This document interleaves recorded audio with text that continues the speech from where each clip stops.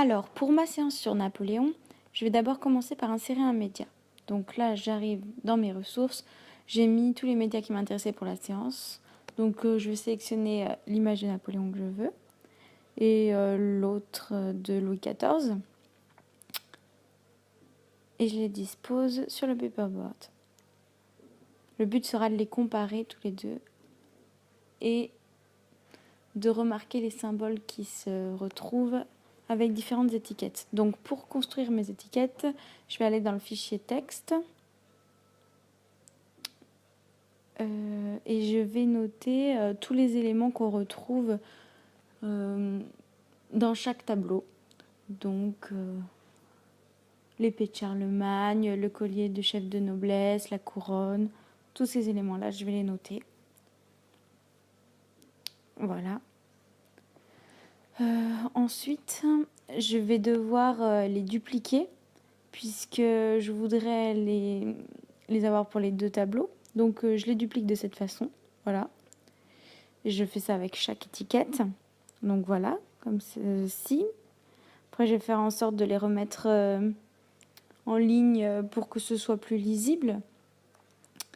Le but sera ensuite de faire des flèches, comme je vous montre là, sur chaque élément noté par l'étiquette. Donc je vais faire des flèches qui correspondront à chaque élément, chaque symbole. Voilà. Et donc on pourra placer les étiquettes devant chaque flèche.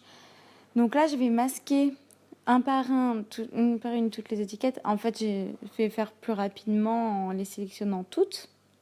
Et je les masque toutes à la fois. Ce qui fait qu'on ne les verra pas dans le mode non création.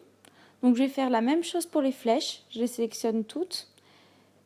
Et comme on ne peut pas les masquer directement, je ne sais pas pourquoi les flèches, on ne peut pas les masquer, je fais CTRL majuscule I et ça me les supprime toutes. Voilà, là je fais pareil. CTRL majuscule I et ça me les supprime. Donc si je suis en mode non création, je ne les vois pas. Et je pourrais travailler avec les élèves, leur demander ce qu'ils reconnaissent, qu'ils entourent les symboles qu'ils voient, sans aide au préalable.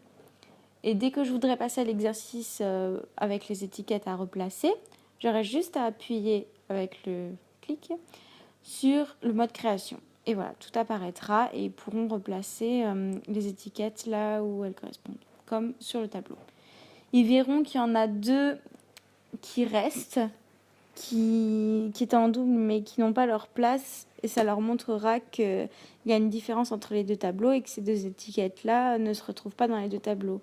Donc que la fleur de lys et l'abeille La fleur de lys a été remplacée par l'abeille. Ils pourront remarquer ça. Voilà, pour la page suivante, je vais insérer un média, donc une vidéo. J'aurais mis mon texte au préalable sur l'héritage de Napoléon. Et donc j'insère ma vidéo au milieu. Pas besoin de la mettre en lien avec quoi que ce soit d'autre. Je pense bien à ce qu'elle ne se lance pas automatiquement. Mais voilà, il me suffit d'appuyer sur insérer un média et de l'insérer pour la disposer sur le paperboard. Et je mets le lien en dessous vers le site internet qui me permettra de faire ma dernière activité avec les élèves. Voilà.